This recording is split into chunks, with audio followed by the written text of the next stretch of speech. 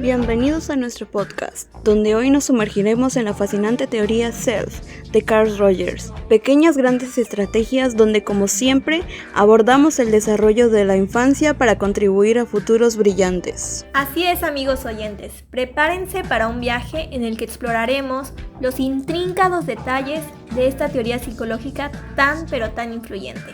Pero antes de comenzar, me gustaría preguntar, ¿qué es exactamente la teoría SELF de Carl Rogers? Bueno, en pocas palabras, esta teoría se centra en el concepto del self, en este caso el yo, que es la percepción y la imagen que uno tiene de sí mismo. Exactamente, Rogers sostiene que el self está compuesto por el self real, es decir, la imagen precisa de uno mismo. El self ideal, la imagen que uno aspira o quiere ser. Y el self público, la imagen que uno le muestra a los demás. Pero, ¿y de dónde viene esta teoría? Bueno, María José, mira, te cuento. La teoría SELF de Carl Rogers surge de la psicología humanista en la década de 1950 como una respuesta al enfoque más conductista y psicoanalítico predominante en ese momento. Así es correcto. Añado que Rogers creía en la importancia de la autoconciencia, la autenticidad y la aceptación incondicional para el crecimiento personal. Ya voy entendiendo un poco más del tema. Sin embargo, hay algunos puntos que todavía me gustaría aclarar. Así que para ahondar más en esta fascinante teoría, hoy tenemos el honor de tener al mismísimo Carl Rogers con nosotros. Bienvenido, Dr. Rogers. El placer es mío, gracias por invitarme. El placer de tenerlo aquí es de nosotros, como siempre. Pero, ¿podría compartirnos a nosotros y a nuestros oyentes de dónde surgió la inspiración para dar paso a su teoría SELF? Es un gusto para mí alimentar su curiosidad siempre. Claro, contestaré que surgió de mi trabajo clínico como psicoterapeuta, donde observé la importancia de la autenticidad y la congruencia en la relación terapéutica.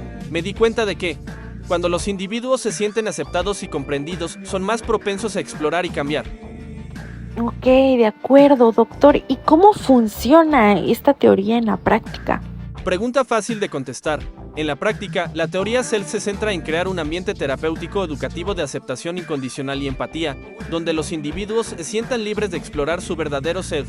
La congruencia entre el self real y el self ideal es crucial para el crecimiento personal. Muy bien, señor Rogers. Entonces, ¿cuáles diría usted que son las características más destacadas de su teoría? Muy buena pregunta. Necesitaré pensar muy bien para dar una buena respuesta. ¿Qué les parece irnos a comerciales mientras tanto? Muy buena idea, doctor. Entonces, eso haremos. Un comercial y ya volvemos.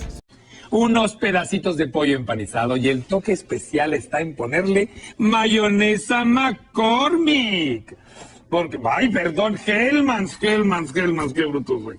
Que además de darle un delicioso sabor, contiene naturalmente grasas buenas como los omega 3, que ayudan al buen desarrollo del cuerpo. La mayonesa Hellmann's es fuente natural de omega 3 porque está hecha a base de aceite de soya, que es de los más recomendados para la nutrición humana debido al balance de ácidos grasos en su composición. La mayonesa Hellmann's es reducida en grasa, baja en colesterol y además es deliciosa.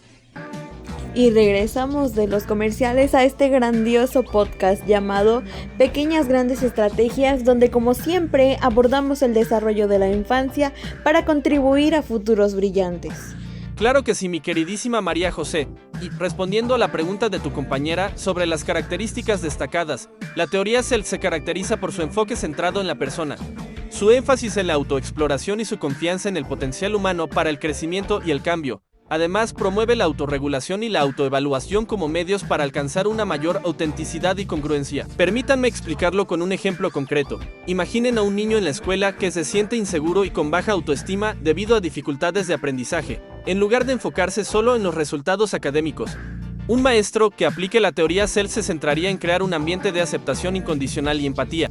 Y en este caso, ¿qué tipo de acciones podría tomar ese maestro? Por ejemplo, el maestro podría fomentar un diálogo abierto con el niño, escuchando sus preocupaciones y mostrando comprensión hacia sus dificultades. También podría brindar oportunidades para que el niño explore sus intereses y fortalezas, permitiéndole construir una imagen más positiva de sí mismo. Muy bien. En lugar de simplemente enfocarse en corregir los errores, El maestro entonces estaría ayudando al niño a desarrollar una mayor autoconciencia y autoaceptación.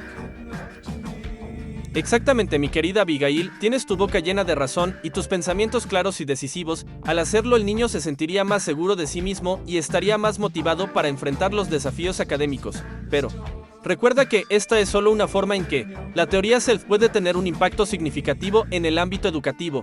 Me parece sorprendente, Dr. Rogers. ¿Usted considera, así como el ejemplo que nos está brindando, que esta teoría podría tener éxito en las escuelas de México?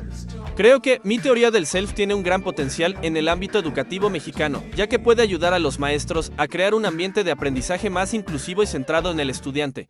Al fomentar la autoestima y la autenticidad, los educadores pueden inspirar a sus alumnos a alcanzar su máximo potencial, por lo que yo hago la invitación a todos los docentes que cambien su perspectiva en cuanto a la enseñanza para lograr ambientes más favorables en las aulas. Me parece muy importante la invitación que está haciendo para los maestros en México.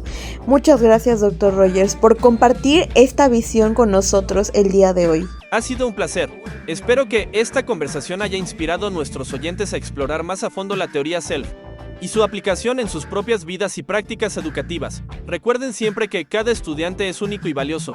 Cultiven un ambiente de respeto, aceptación y empatía en sus aulas y verán florecer el potencial de cada uno de sus alumnos. Y con eso concluimos nuestro episodio de hoy. Gracias por unirte a nosotros mientras exploramos esta teoría tan inspiradora. Si te ha gustado este episodio, asegúrate de suscribirte para más contenido educativo y psicológico. Hasta la próxima. Recuerda, tu podcast favorito, Pequeñas Grandes Estrategias. Nos vemos.